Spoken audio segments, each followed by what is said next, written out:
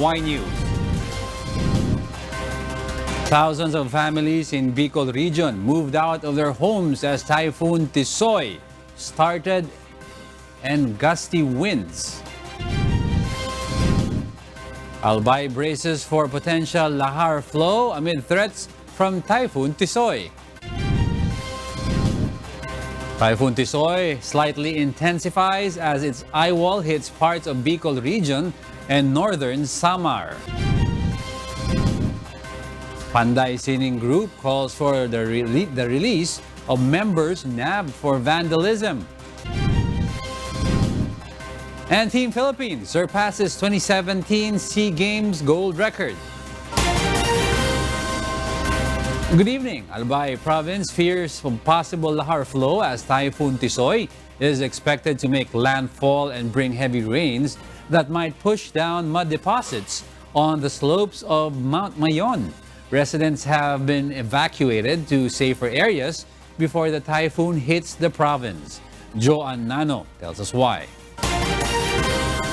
Around 3 o'clock this afternoon, heavy rain fell and strong winds blew as Typhoon Tisoy was felt in Albay province. Since yesterday, residents have been evacuated as the area prepares for a possible LAHAR flow, as has been warned by authorities.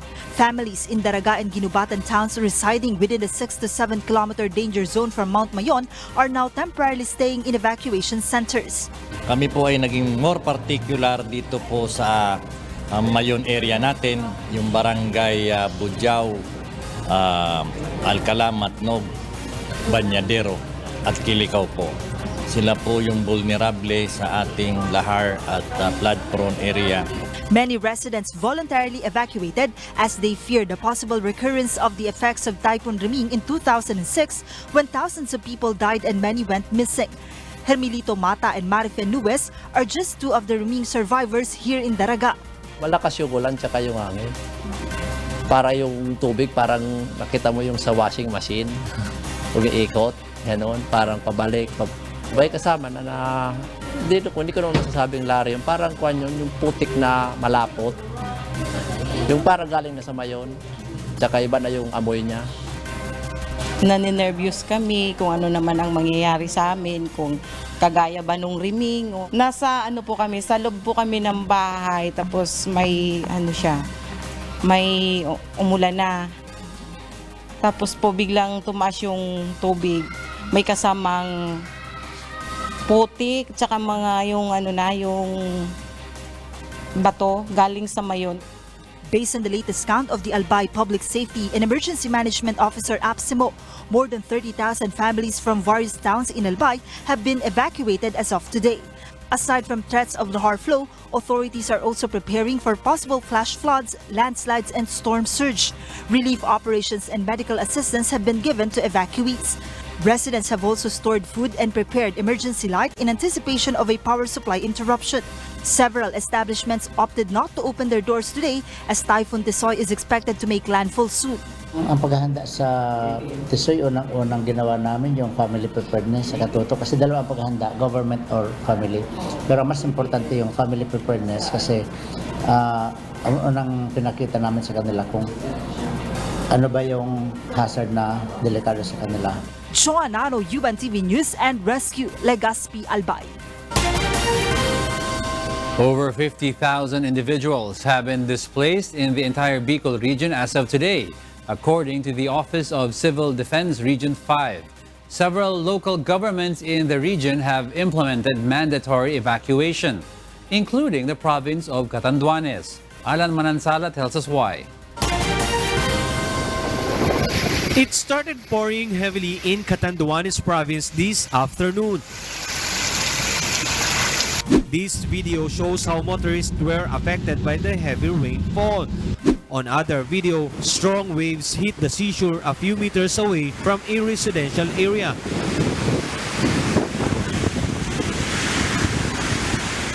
In other parts of San Andres, the whistle of the strong wind could be heard.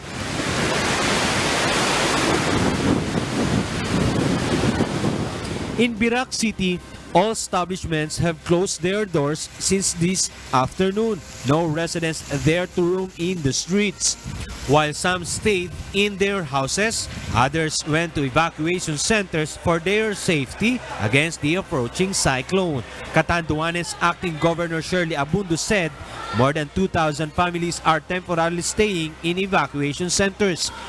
Abundu added that they expect more residents to evacuate because of the mandatory evacuation being implemented by the local government. Nag-out na po kami kanina ng advisory number 3 na magpatupad na po ng mandatory talagang evacuation or forced evacuation na po. So it is now up to the municipal mayors to do that. Kasama po ang PNP. Kailangan po nila talagang pilitin na yun na mag-evacuate na sa mga mas safer na lugar. Office of the Civil Defense Region 5 data shows that as of 12 p.m. today, 14,824 families or over 50,000 individuals in the entire Bicol region have been displaced due to the typhoon Tisoy. Alan Manansala, UNTV News and Rescue, Catanduanes. The local officials of Camarines Sur province are strictly monitoring coastal and landslide-prone areas amid the threats of Typhoon Tisoy in the Bicol region. Nel Maribuhok explains why. Until this afternoon, Barangay Caranan, town of Pasacao in Camarines Sur province still has not experienced the effects of Typhoon Tisoy. Despite this, barangay officials immediately implemented forced evacuation upon the recommendation of the Provincial Disaster Risk Reduction and Management Council. Yesterday, they evacuated hundreds of families living in coastal areas and in landslide-prone areas. According to Barangay Caranan Captain Randy Latosa, they don't want a repeat of a previous incident when around 10 families lost their homes after getting washed away by flood water. Yung mahigpit na binabantayan po namin yung nangyari nung nakaraan na bawas o nakuha ng dagat yung mga bahay nila gawa ng malakas na pag-ulan. Around 800 families have been transferred to 4 evacuation centers in Barangay Caranan. Meanwhile, in Barangay Sabang, Calabanga Town, the strong winds of Typhoon Tisoy blew today. Local officials have already implemented forced evacuation in the coastal barangay. All force evacuation na kailangan talaga. Pag ayaw sumama yung pamilya, tatawag kami ng pulis para ma-encourage na naming sumama sila. Some fishermen meanwhile choose to stay in their houses to secure their abode and their boats and save their belongings. Yung bahay pa mano, babantayan mo kasi may mga gamit na dyan sa bahay. Baka masalba pag halimbawa pag makuha ng tubig, maitaas pa namin yung mga gamit na iba. At least 200 households have been evacuated in Barangay Sabang, Calabanga, Camarines Sur. Nel Maribuhok, UNTV News and Rescue, Camarines Sur. A deteriorating weather condition is being experienced in Sorsogon province tonight.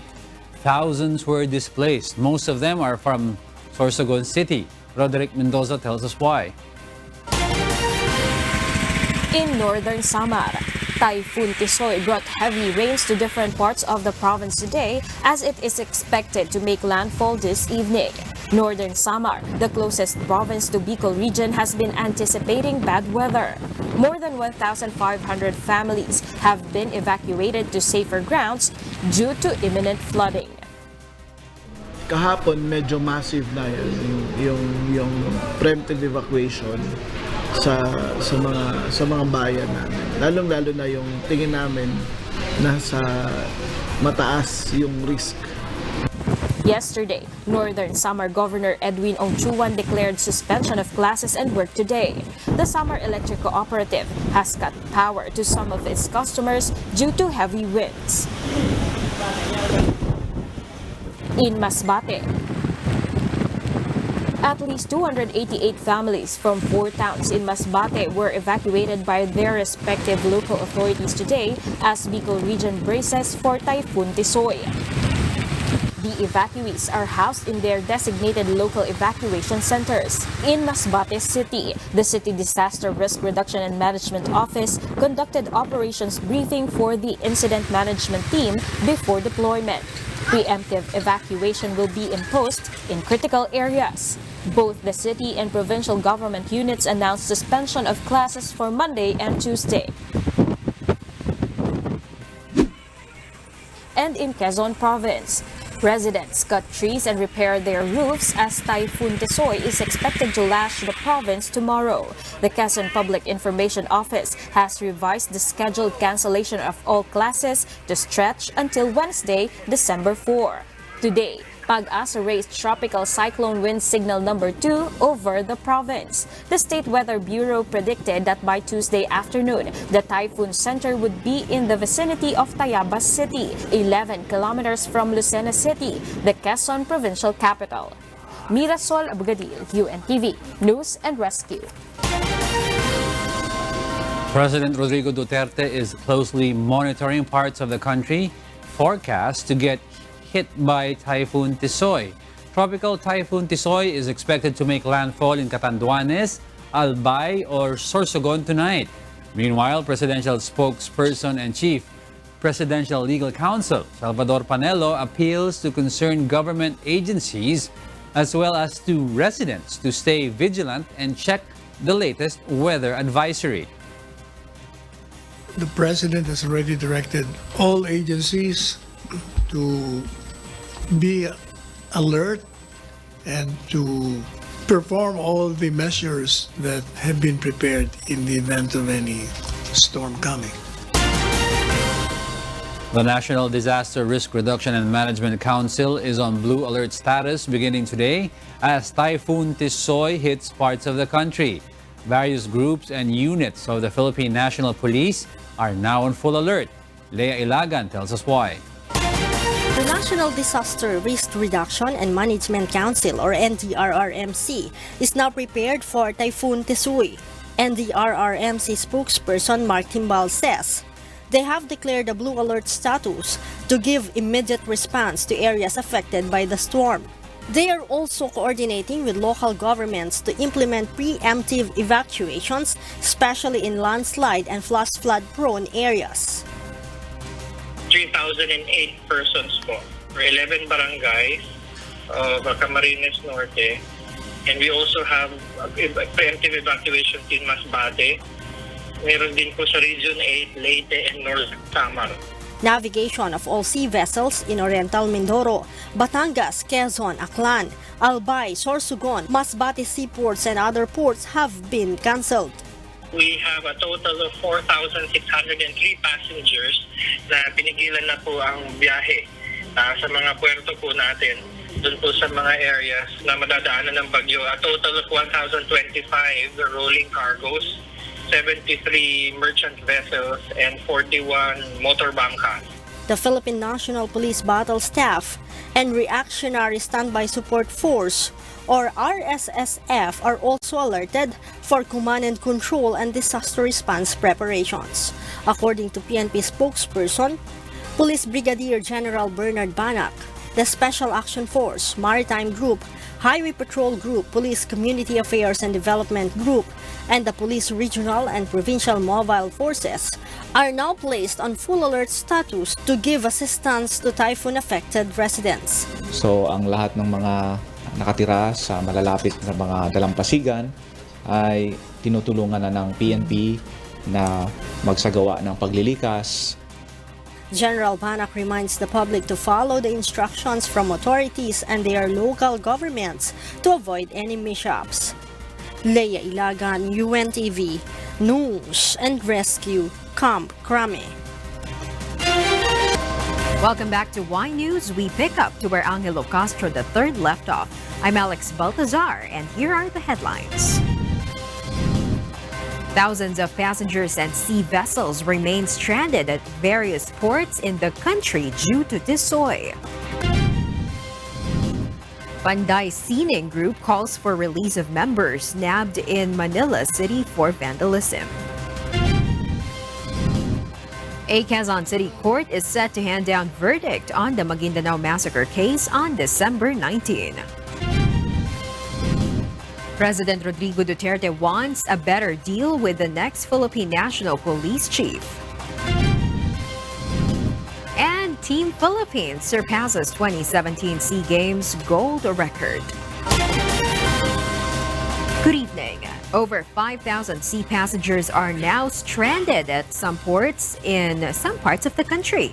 Authorities advise the public to check weather updates and trip advisories to avoid getting stranded due to canceled trips. Aiko Miguel explains why. Several parts of the country are now feeling the effects of Typhoon Tisoy as it slightly intensifies. According to Pag-asa, sea travel is risky over the seaboards of areas under tropical cyclone wind signals due to prevailing or forecast rough sea conditions, which may be perilous for maritime activities, especially for those using small sea craft. The Philippine Coast Guard has suspended the operation of cargo vessels in some parts of southern Tagalog, western Visayas, Bicol, and Eastern Visayas. Suspended trips include the Manila North Port to Cebu trips, Caticlan to Rojas Mindoro, Caticlan to Bulalakaw Oriental Mindoro, and Batangas trips are also cancelled. Trips from Santa Fe, Looc, and San Jose Romblon will also not push through. Yung mga LGU at DSWD ay nandoon at binibigyan sila ng ayuda. May mga pagkain ay binibigay. Pero yun nga, may problema tayo pagdating doon sa hygiene facility. Pero yun ay ginagawa na rin ng paraan ng mga local government units. RoRo operations have also been suspended. Pagka may public storm warning signal, ang Philippine Coast Guard po ay sinususpindi lahat ng klase ng pagbabiyahe ng barko dito sa karagatan. Commercial, fishing, passenger, pati po yung mga recreational activities. More than 5,000 passengers are now stranded at seaports according to the Philippine Coast Guard. The Coast Guard advises the public to check the latest trip advisory from authorities before going to ports to check whether their trips are cancelled and to avoid getting stranded. Aiko Miguel, UNTV News and Rescue, Manila. A deteriorating weather condition is being experienced in Sorsogon province tonight. Thousands were displaced. Most of them are from Sorsogon City. Roderick Mendoza tells us why. Over 18,000 residents are forced to flee their homes as Typhoon Tisoy barrels over Sorsogon province tonight. Two-thirds of them are from Sorsogon City, the provincial capital. In Sorsogon National High School, all of the 48 available classrooms are already filled with evacuees as early as 2 in the afternoon. As of the moment, nasa edge na kami sa pagpa-install sa mga evacuees kay tinap na lamon ng 3rd floor. So kung umabot pa kami sa 4th floor building naman, sa 4-story building, medyo delikado na sa mga evacuees. So as much as possible, kung pwede, sana maiwasan na or with the help sa mga barangay officials, sana may ma-relocate na ang mga evacuees din sa ibang lugar, not only in Sorsogon National High School.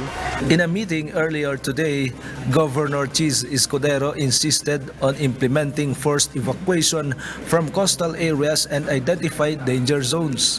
He also ordered town and village officials to establish community kitchen in every evacuation center. This will serve hot meals to the evacuees in lieu of the usual distribution of relief goods. Paano nila lulutuin yung bigas? Paano bubuksan yung lata ng sardinas? May panluto ba sila ron? May abrilata ba sila ron? Ang importante, pakainin ng mga nasa evacuation center. Pag-uwi nila, doon nabigyan ng DSWD yung kanilang relief goods para may pansimula sila. As early as noon today, strong winds and giant waves are already pounding the coastal areas of Sorsogon, particularly the eastern seaboard. Over 2,000 passengers bound for Masbate and Samar remain stranded in the ports of Pilar and Matnog. Several places in Sorsogon City are also left without electricity by nightfall as strong winds persist. Roderick Mendoza, UNTV, News and Rescue.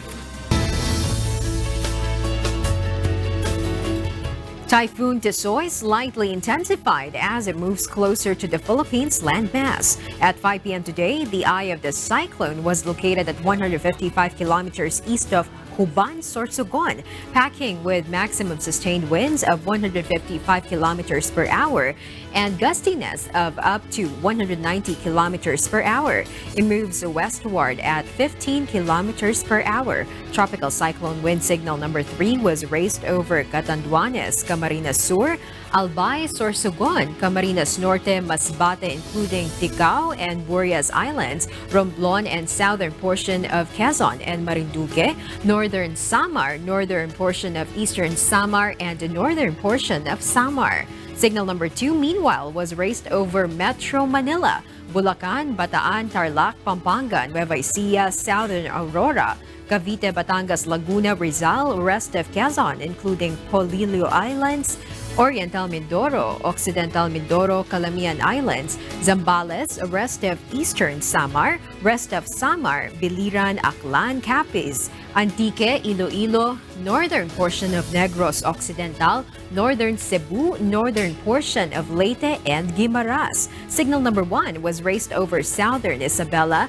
Mountain Province, Ifugao, Benguet, Nueva Vizcaya, Ilocos Sur, La Union, Pangasinan, Quirino, and rest of Aurora, rest of Negros Occidental, Metro Cebu, rest of Leyte and southern Leyte, Dinagat Islands, and Siargao Island. Pag-asa said Tisoy may make landfall tonight in Albay or Sorsogon area. Between tonight and tomorrow morning, frequent to continuous heavy to intense rains over Bicol region, northern Samar, southern Quezon, Marinduque, and Romblon. Frequent to continuous heavy rains over Samar, eastern Samar, Rizal, rest of Quezon, Laguna, and Oriental Mindoro. Moderate to intermittent heavy rains over Metro Manila, Occidental Mindoro, rest of Calabarzon, Cagayan, Isabela, Aurora, and the rest of eastern Visayas. An average of 20 typhoons enter the Philippines. Some leave damages and even casualties. To avoid the hazardous effects of disasters, authorities have been reminding the public to prepare. What should you prepare before a disaster strikes? As the Philippine Atmospheric, Geophysical and Astronomical Services Administration or PAG-ASA warns of a tropical cyclone moving closer towards northern Samar, Albay and Sorsogon areas, and tropical cyclone wind signals raised over parts of the country. The public is warned to stay alert, vigilant, and be prepared before the typhoon comes. Here are some tips and things to prepare. Get updates on the typhoon. Charge your cell phone battery and flashlights. Ready your go bag that contains your basic needs such as water, easy-to-eat food that will last for days, extra clothes, extra batteries, radio, whistle, medicine, toiletries including soap, shampoo, toothbrush, and toothpaste, and first aid kit. Seal important documents and extra money on a waterproof envelope. Repair vulnerable parts of the house. Cut some branches of trees near your house that might fall off. Discuss and practice household disaster and emergency plan with your family. Identify the selected evacuation centers near your house and prepare for possible evacuation. During the typhoon, remain calm. Do not go out of the house as much as possible. Monitor the news. If flooding looms, immediately evacuate things to higher ground. It is better to turn off the main switch of your house or establishment. Stay away from glass windows. Make sure the LPG tank in your kitchen has no leaks. And after the typhoon, don't go near uprooted trees, damaged structures, and power lines. Stay in your area to avoid causing inconvenience during emergency response. Before turning on electronic appliances, check all the outlets to make sure they are not wet. Throw away stagnant water in wheels and pots to get rid of mosquito eggs and larvae. If evacuated, wait for the signal from authorities when it is safe to return home. But no matter how organized and prepared we can get, the most effective way to be ready is to be alert at all times and always seek God's help in every step of the way. Jorlene Delgado, UNTV News and Rescue, Quezon City. Police arrested 4 members of Panday Sining on Saturday. The arrest was made during an annual rally commemorating the birth anniversary of Filipino hero Andres Bonifacio. Various artist groups condemned the arrest. Bernard Dades reports why. Left-leaning art group Panday Sining is calling for the release of 4 of its members who were arrested in Manila on Saturday, November 30 over a protest art to mark Bonifacio Day. In a statement, Panday Sining condemns the arrest of 4 activists by police after attending rallies commemorating the birth anniversary of Filipino hero Andres Bonifacio. The 4, which include a minor, were apprehended by the Manila Police District for vandalism. Police arrested the activists while they were spraying painting messages calling for an end to political repression on both of Light Rail Transit Line 2 in Recto. Panday Sining says its members were manhandled while being dragged by police officers in civilian clothes. The group also defended its members, saying its protest art in the time of narrowing space for free and critical thinking is not only just necessary. Manila Mayor Francisco Isko Moreno Dumagoso, in a statement on Sunday, December 1, said he had warned the group against committing vandalism. In November, the group earned Mayor Isko's ire after the spray-painted messages on the newly refurbished walls of Lagusnilad Underpass and the UN Avenue. Mayor Isko warned the group that he would make them wipe the paint off with their tongue if he happens to catch them. He has also said earlier citizens have the right to express themselves, but they do not have the right to vandalize public property. Vandalism is a prohibited act in the city of Manila under Ordinance Number 7971, which imposes penalties on any person who defaces public and private properties. Bernard Dadis, UNTV News and Rescue, Manila. With less than a month left before the year ends, President Rodrigo Duterte says he wants a better deal with the next Philippine National Police Chief.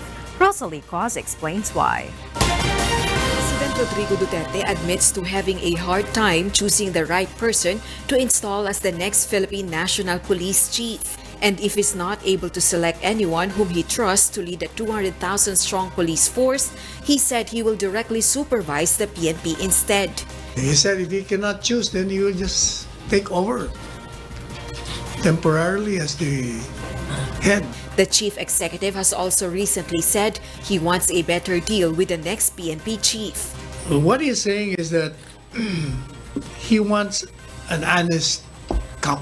He doesn't want any cop that has been charged with any irregularity, any infraction, whether administrative or criminal.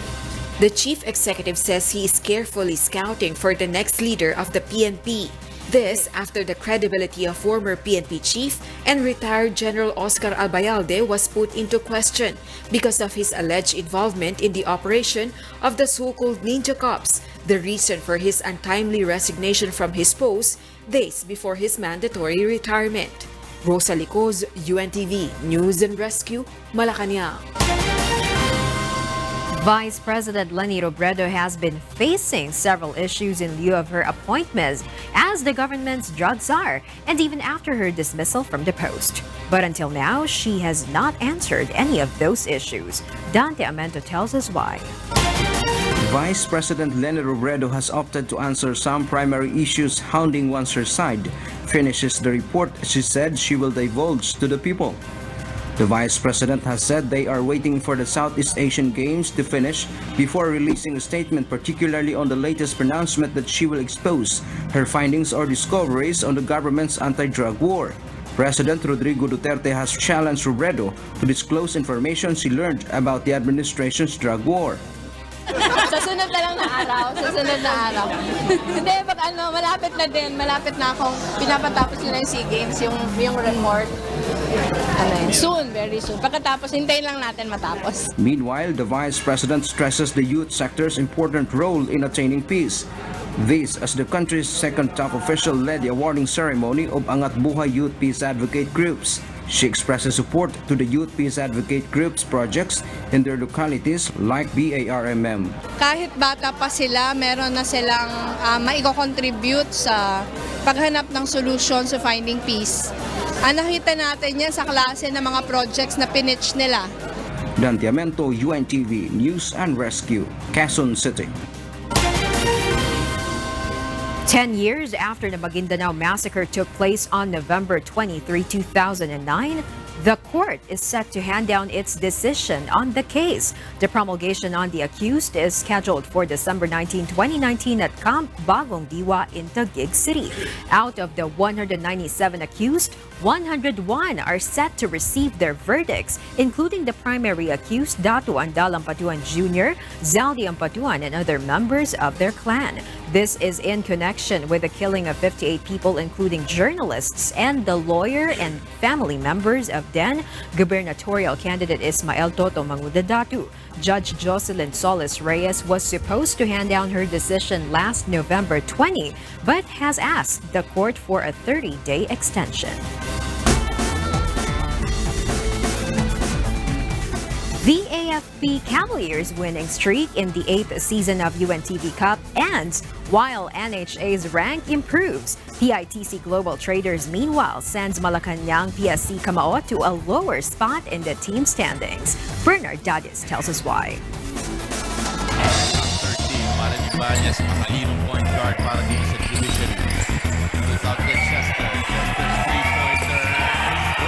After struggling in a must-win situation to enter the second-round eliminations of the League of Public Servants this season, the judiciary matches proved they have what it takes to be called a championship-caliber team.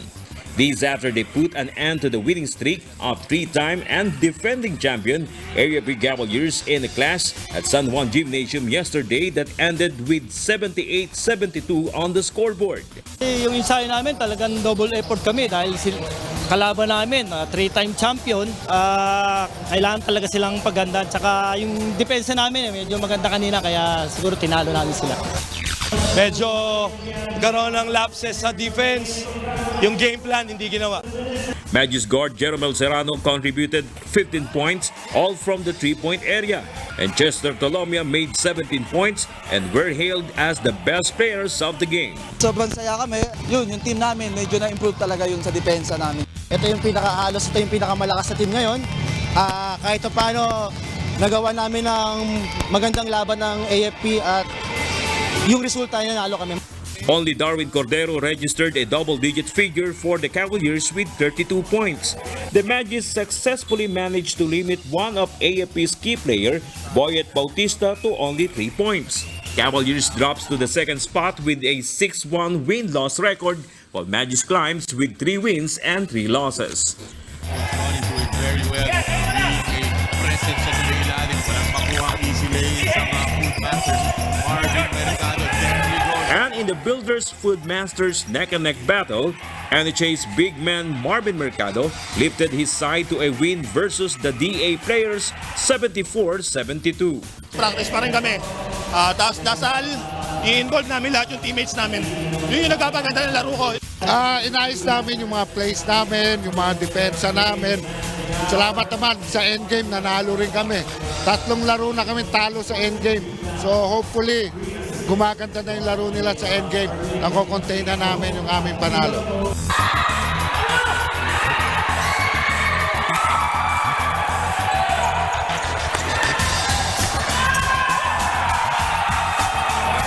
And in the third game, PITC Global Traders went up to the 4th spot as it demolished Malacanang PSC Camao in a defensive match, sending the executive team to their second loss this season. Marlon Martin with 17 points, 3 rebounds, and a steal led the Global Traders to a 68-58 victory. Wala lang, laban lang talaga. We're just working hard every practice, every game.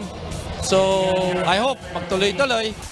Bernard Dadis, UNTV News and Rescue, Philippines.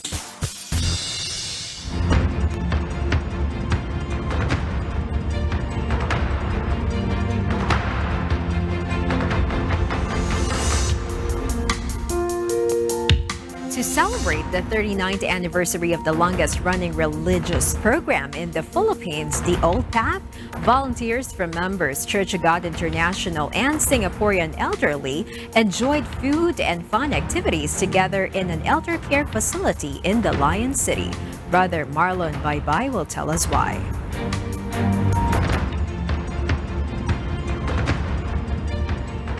I am now here at Lengkok Silver A, Singapore, where members Church of God International once again visit and entertain elderly of NTUC Health Facility as part of a 39th year celebration of religious TV program, Ang Dating Daan.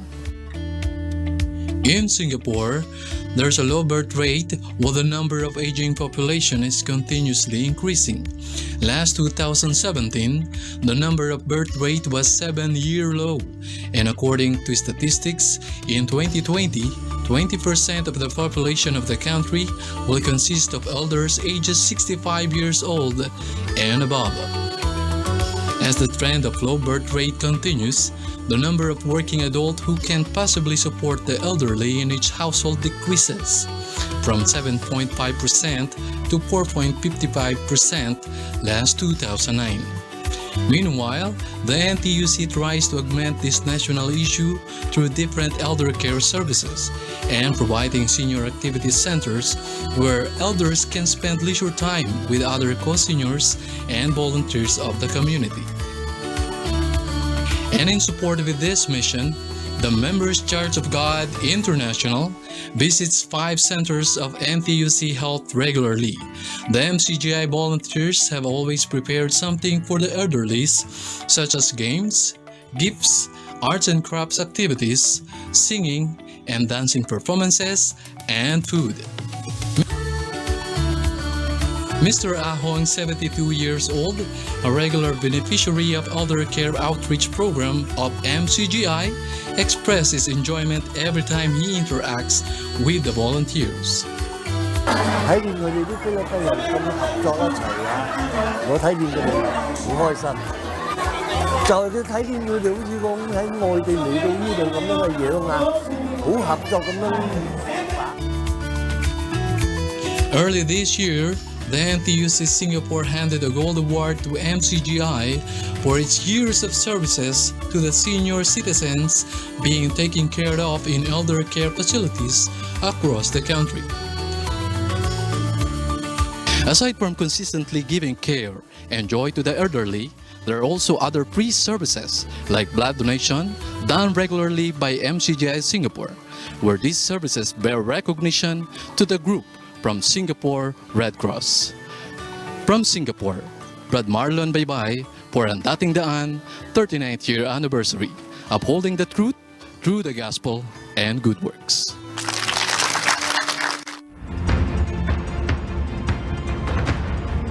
And to complete the most significant news for this day, Y News continues. Here are the top stories.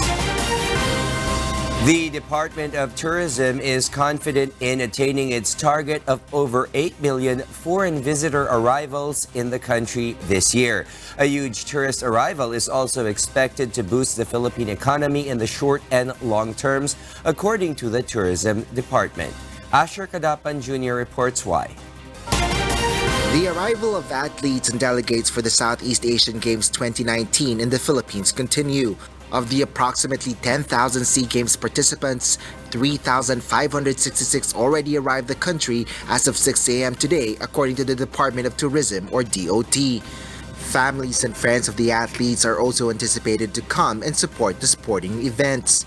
With the continuously growing number of tourists coming in the country towards the end of the year, the DOT is hoping to reach its target of about 8.2 million foreign visitor arrivals for 2019. Ang target po natin, foreign visitor arrivals for 2019 is 8.2 million. For the first 9 months, January to September, nasa na tayo, 6.16 million foreign visitors, which is already a record in itself. Ang growth rate na ito is about 14.37%. With this, the DOT ensures quality and seamless customer service in every hotel where participants are billeted. They are also making sure tourists are educated of the available tourist attractions in the country they may opt to visit. The DOT explains big-ticket events like the SEA Games are a good opportunity for tourism. Such activities are also expected to boost the economy in the short and long terms. We're like planting the seeds, no? Pagpunta nila dito, makikita nila yung what we have to offer, and hopefully they can either extend their stay, they can come back, they can tell their friends, what there is to see in the Philippines. Asher Kadapan Jr., UNTV News and Rescue, Makati City.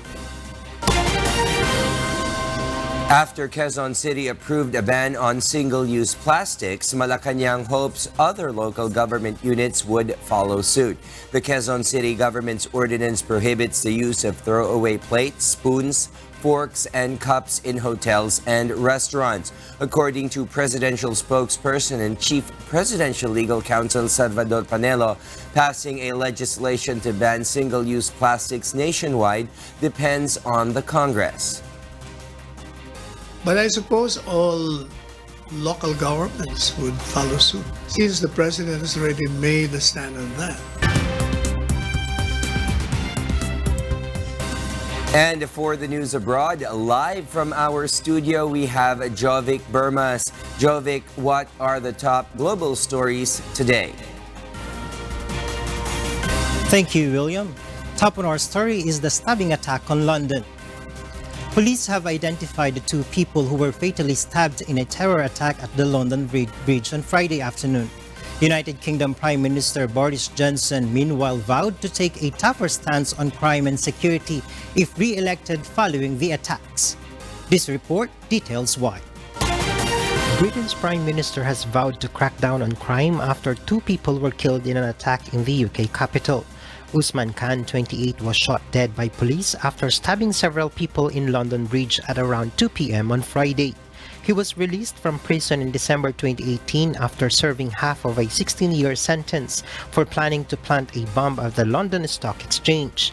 Johnson, who is leading the polls for the general election slated for 12th of December, added that the Conservative Party manifesto says his government would issue tougher sentences for serious and violent crimes. The UK Prime Minister called for the reversal of a law that allows serious offenders to be released from prison early and sought to blame the opposition Labour Party for the policy. Johnson commended the rapid response of the police, who shot down the attacker 5 minutes after receiving the alert that a stabbing spree was taking place. At the time of the attack, Khan had participated in a conference organized by the University of Cambridge on the reintegration of prisoners in a building on the north end of London Bridge. Before the police arrived, a group of civilians managed to hold the attacker to the ground. Officials, meanwhile, identified the two victims as Jack Merritt, 25, of Cottenham, Cambridgeshire, and Saskia Jones, 23, of Stratford-upon-Avon, Warwickshire.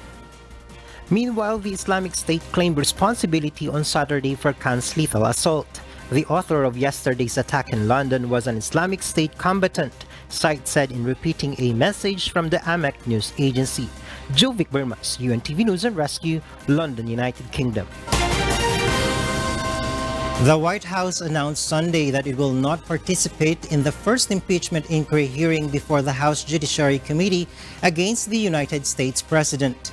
Judiciary Committee Chairman and Democrat Gerald Nadler had invited Trump's lawyers to participate in the first public hearing scheduled for Wednesday.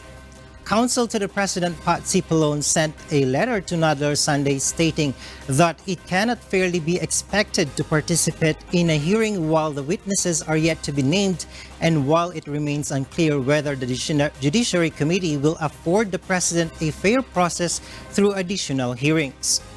Legal experts are expected to appear at Wednesday's hearing to discuss the historical and constitutional precedents of impeachment, and in his letter, Cipollone hinted that the White House considers it a minor session, underlining the hearing will include no fact witnesses at all. However, he did not rule out that the White House would attend future hearings and said they would give an answer on the matter before the Friday deadline. A new report from Oxfam showed that climate-fueled disasters have forced about 20 million people a year to leave their homes in the past decade, equivalent to 1 every 2 seconds. Kath Dumaraos reports. Disasters caused by the climate emergency were the main cause of internal displacement worldwide over the last decade, forcing more than 20 million people to leave their homes each year. Oxfam presented its report Forced from Home, coinciding with the United Nations Climate Summit COP25 in Madrid from December 2 to 13, and in which issues such as financial support to communities and displaced people affected by the climate crisis will be addressed. The Oxfam document warned that people are 7 times more likely to be internally displaced by cyclones, floods, and wildfires as they are by earthquake and volcanic eruptions, and 3 times more likely than by conflict.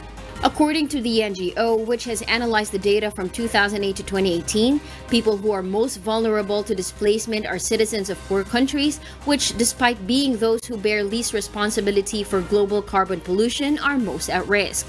Around 80% of all people displaced in the last decade live in Asia, which is home to 60% of the world's population and over a third of people living in extreme poverty globally, it said. In addition, 7 of the 10 countries where there is a greater risk of internal displacement as a result of extreme weather events are small island developing states. The UN conference is expected to conclude the first revision of the Warsaw Mechanism on Loss and Damage at the Climate Summit, while developing countries will be pushing for the establishment of a new fund to help communities recover and rebuild after climate shocks. Kat Dumaraos, UNTV News and Rescue. And those are the stories from around the globe. Back to you, William. Thank you, Jovic Burmas. The Philippines has shown force as early as Day 2 of the 2019 Southeast Asian Games to bounce back stronger, surpassing its 2017 gold medal haul. Bernard Dadis details why. In the 2017 SEA Games hosted by Malaysia, the Philippines emerged with a meek haul of 23 gold medals, 33 silvers, and 64 bronzes. The Philippines' total of 120 medals was good for a 6th place finish, the country's worst overall performance in 18 years. But as of December 2, Filipino athletes have already eclipsed their earlier count for gold medals on the second day of the 30th SEA Games, according to the Philippine Sports Commission. John Derek Farr and Lea Denise Belgira were the latest to add gold medals to the Philippines' medal tally after winning today's mountain bike downhill event for men and women's categories respectively. As of 2:50 p.m. today, the Philippines has garnered 28 gold, 17 silvers, and 9 bronze. The Philippines scored its first gold medals on the first day as John Rambo Chicano and Agatha Wong starred in the men's triathlon and wushu women's Tai Chi Kwan events respectively. Malacanang congratulates the winning Filipino athletes and has mentioned before that President Rodrigo Duterte will confer the Lapu-Lapu Award and additional incentives for gold medalist Filipino athletes. We congratulate those who won medals, gold, silver, and bronze. They have performed exceedingly well, and that showcases the Filipino talent and the genius for excelling in sports. The Philippines finished 6th in the 2017 SEA Games with only 24 golds. This is the 4th time the country is hosting the biennial multi-sports event with participation from currently 11 countries across the Southeast Asian region. That was the biggest SEA Games so far. This year's 30th SEA Games is composed of 530 sporting events being held in 50 locations across Luzon. The SEA Games are slated to run until December 11. Bernard Dadis, UNTV News and Rescue, Philippines. Meanwhile, the 30th SEA Games surfing competition officially opened today in La Union Province, the surfing capital of the North. However, today's events were suspended. The athletes have been advised to stay in their hotels for their security. Nina Armilio tells us why. The 2019 SEA Games surfing competition began this morning in San Juan, La Union. At 7 a.m., surfing shortboard open round 1 for both men's and women's events took place. Athletes from Indonesia, Malaysia, Myanmar, the Philippines, Singapore, and Thailand stepped on their surfboards, eager to score high. But the game was temporarily stopped at past 1 in the afternoon due to bad weather. as Typhoon Tisoy has intensified. Tropical cyclone wind signal number 1 is raised over La Union province. Nanggaling po sa FISCOC na gusto rin po talagang nilang i-ensure yung safety ng lahat. Organizers even wanted to remove the installed facilities near the sea in case the wind and rain intensify. Athletes are advised to stay in their designated hotels for their security. Nina Armilio, UNTV, News and Rescue, Philippines. The sports events of the Southeast Asian Games continue despite the threats of Typhoon Tisoy's landfall. The Philippine Sea Games Organizing Committee leaves the postponement of sports events to the discretion of technical delegates on the ground. Vincent Arboleda will tell us why. The Philippine Sea Games Organizing Committee, or PhysGOC, has given instructions to competition managers, venue managers, and technical delegates on what to do when faced with situations such as a typhoon. Sea Games events scheduled despite the threats of Typhoon Tisoy proceed, but according to PhysGOC, there's a operating policy for all competition managers and venue managers, including the technical delegates, in case there are typhoons, cancellation, delayed. So this is really part of the role of the technical delegates and competition manager. Several indoor sports won't be affected by the inclement weather. So for example, basketball or volleyball, normally if there are typhoons, which has been done, the competition continues if necessary, but without spectators. As for outdoor sports, the SEA Games organizers have given technical delegates the discretion on whether or not to postpone the events. Suzara reiterates the SEA Games will not exceed December 11, 2019. The SEA Games organizers have also anticipated the effects of Typhoon Tisoy on the flight schedules of foreign athletes. Nandiyan na yan eh. So alangan namang pag na-delay, lalo nating asikasuhin yung mga yon. Vincent Arboleda, UNTV News and Rescue, Pasay City. Meanwhile, the medals keep coming for Team Philippines in the 30th Southeast Asian Games. This afternoon, Heidelin Diaz won the gold medal in the 55-kilogram weightlifting. Diaz garnered an accumulated score of 211 points from the snatch and clean and jerk to best 4 other competitors at the World Trade Center in Pasay City.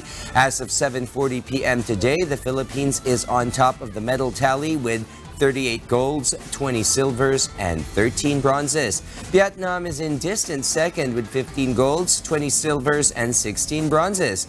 Malaysia, meanwhile, is on the third spot with 10 golds, 2 silvers, and 7 bronzes. Fourth is Indonesia with 6 golds, 11 silvers, and 12 bronzes.